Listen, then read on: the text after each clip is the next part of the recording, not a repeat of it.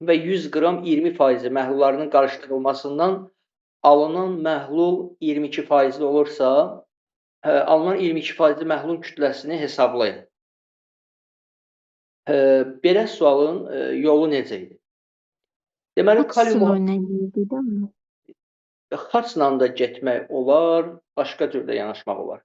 Mən sizə belə bir qayda öyrətmişdim, Səmaya. Bilirsən o qaydanı? Demişdim, iki məhlul qarışdırılanda hansı düsturdan istifadə edir? M1 omega 1 üzərinə gəl M2 omega 2. Belə bir düsturumuz var idi. Uşaqlar, indi birinci məhlulun əvvəl kütləsi bizə verilməyib deyəsən, deyir 30%-dir, bilmirik neçə qramdır. Amma deyir 30%-dir. Onda bunu necə yazmaq olar? X qram 30%-dir kimi. Yazıram x vur 30. Yəni əvvəl məhlulumu x qram qəbul edirəm. Yazıram x vur 30. X vur 30. Üzərinə gəl. Digər məhlulumudur. 100 qram 20%-lidir. 100 qram 20%.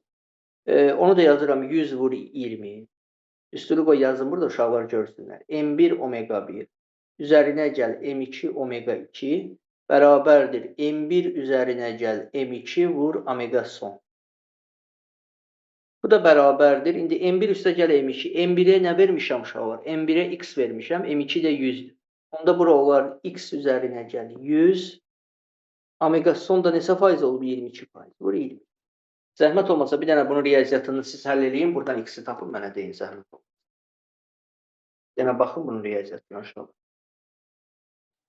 Bir dənə baxın. Həll eləyin buradan x-i. X olacaq. X neçə eləyir? 25. X 25. 200 böl 8, 25.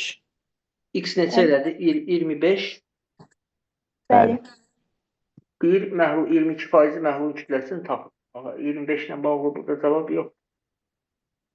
Ümumi yəqin istəyir 125 götürə bilərik. Alınan məhlulun kütləsini istəyir. Bəli, əhsən.